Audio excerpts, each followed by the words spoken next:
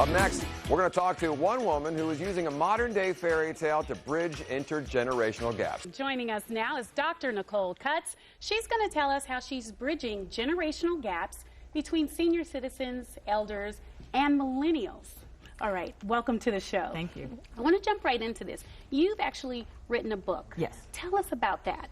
Well, the book is called The Adventures of Isabel, and this is the first book in the series. And it's a cosmic fairy tale about a princess, a very adventurous princess, and it's also a heroine's quest. It's about her adventures from birth until she goes on her first big call to adventure. You take senior citizens and you match them up with high school girls, like the one sitting next to you, Ballou High School, high schools all around the city, and you have them read to each other. What is the goal? What is the effect of that? The goal is to have the older women and the younger women share their stories with each other. So after reading, we pull out themes from the reading, and the participants share their experience, strength, and hope with each other around that, because I feel that we learn better through people's stories versus telling, you know, like the older people telling younger people what to do. Joining me right now is Dr. Nicole Cutts, noted clinical psychologist right here in Washington. Dr. Cutts, thanks for joining us. Give me some steps. What can people do to put their minds at ease? Well, you know, I always think it's a good idea to focus on what you can control. So educate yourself. You know, don't just believe wanton rumors. You know, look at the CDC website from it, you know, every now and then to see what they're saying. Obviously watch the news, but not on a loop. If you have money in the market, you should probably check with your stockbroker if you have a stockbroker. If not, read as much as you can. But there again, people are panicking and selling off their shares, and that's something that a lot of folks are probably going to regret. Joining us with some survival tips is psychologist Dr. Nicole Cutts.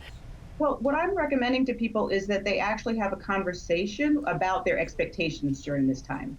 You know, how do they all work best together and come to a compromise and have some sort of a schedule? So a vision board is a pictorial representation of something that you want to manifest or create in your life. Okay, so basically it's basically taking like an idea you have and having a way to visualize it, hopefully, into reality. Yes, yes. So let's start with the vision board. You brought some examples here, and these are gorgeous, by the way. You were just explaining this is your travel one. I want to hold this up just so you guys can see it right here. So where do you start? So you can start with the basic areas of your life. So you can look at spirituality, things that you want to own, career, relationships, and it's recommended that you make different boards for each area of your life. Okay, so don't just stick it on one giant board. You can. There are no hard and fast rules, but it is a suggestion. So the first step is visualizing what you want in its ideal state, right? Okay. So you can do that by speaking it, putting it down on a vision board, writing it down, and I think that that helps to attract positive energy to it, and also for you to get clear about what you want. But that's not all. After that, you need to pull out goals that are related to the vision and actually have an action plan to achieve them. Welcome to Good Morning Washington. Thanks. I take it with pause. You're not talking about getting a dog or a cat, right? No. That would make me feel better. But that could be a part of it, but I'm using pause as a mnemonic. Okay. So if it helps you to remember to think about doggy paws and how dogs are really good at relaxing. As an author, Nicole Cutts knows everyone has a story. Just by sharing your stories, and whatever we've done, good, bad, or otherwise, makes us who we are. Some have dropped out of high school, and they're here for a second chance. So I'm inviting you to see that you are, in fact, your own heroine, and I'm encouraging you to heed the call. Nicole helps them navigate some of their struggles by using her book, The Adventures of Isabel. They read, discuss, and see how it relates to their own lives. I'm trying to graduate now, but it's hard.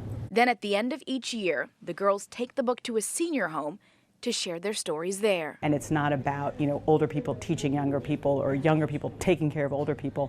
It's about women just sharing their stories from their different perspectives in their lives. You get to see that you also have a story. You're also a heroine, like the heroine in my book. Clinical psychologist Dr. Nicole Cutts offers cultural competence training, even at elementary schools. And I sympathize with a parent's difficulty in not wanting to have this conversation, but unfortunately that's part of the problem. Nicole, let's start with you. Your reaction to today's development. Well, you know, I can't help but have a mixed reaction. I think in terms of the victims of this crime, this is very sad that this has happened, and I feel for them. I also think from the standpoint of what Bill Cosby meant to so many of us, it's sad to see him as an icon go down like this, but I think that justice was served. What is the reaction among women out there today? How are they going to view this, and how does this empower women? Well, you know, we're not a homogeneous group, so different women are going to feel differently. But definitely there, as Scott said, you know, the Me Too movement is real, and I do know a lot of women who have suffered in silence who are feeling emboldened by this and empowered, because a part of why so many women didn't come forward was because they felt like they couldn't, because of how oftentimes victims of sexual assault have been treated in our society. I want you to meet now Dr. Nicole Cutts. She's a clinical psychologist and founder of Vision Quest Retreats. There's no one right prescription, but I think that telling somebody that you're concerned about them, showing them that you're there for them, and listening to them without judgment, as Roxanne was saying earlier, saying you know, there's nothing to be ashamed of. You know, it takes a lot of bravery to reach out and get help. Can be very important. But I think the most important thing is normalizing it for the other person, that they can talk to you about it.